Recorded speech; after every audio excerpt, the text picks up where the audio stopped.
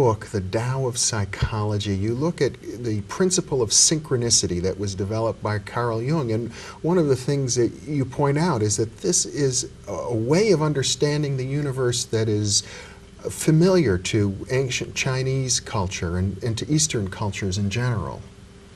And to all of us in everyday life as well. Mm-hmm. The Eastern saying, when the pupil is ready, the teacher will come, assumes that there's a relationship between what is inside of us and what happens in the world. And I think all of us have had that experience. We might have a dream of someone we haven't thought of for a long time, and the next day we might run into them. And we might have the experience of shivers up the spine as we have because synchronicities do that.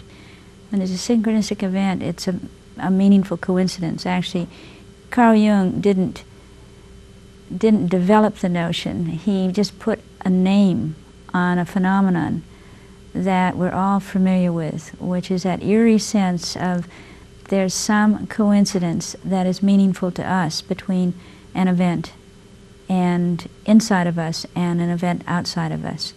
It's not the same as synchronous, which means two simultaneously occurring events.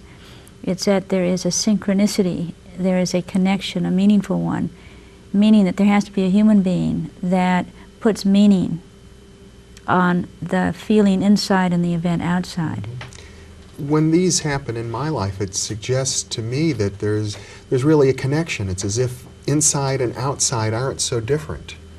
That certainly does seem to be the case. Mm-hmm. That is, that when you have a sense of readiness inside for an experience, an openness, for example, where there was once resistance, how very often then something happens that corresponds to that. Yeah. Well, one of the things you point out is, although these are familiar experiences, almost everybody has had them, that Western culture has developed along different lines. We tend to think that mind and matter are quite separate from each other, and that one's inner state couldn't possibly influence events.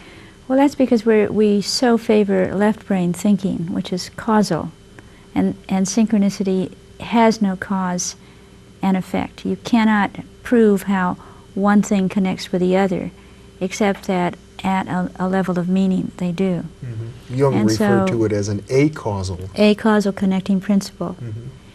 And the idea between an acausal connecting principle is what makes many of the oracle kinds of ways of having a connection between the person who asks a question and some kind of way of getting a response, for example.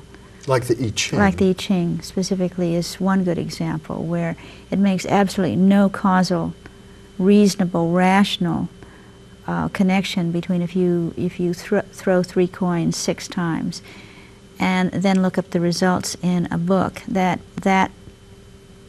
whatever you find in the book would have anything to do with where you are. Mm-hmm. And virtually all divination systems work along a similar principle. You throw the bones or the sticks, or you look at the entrails of a goat or something, and out of that you're supposed to get meaningful information.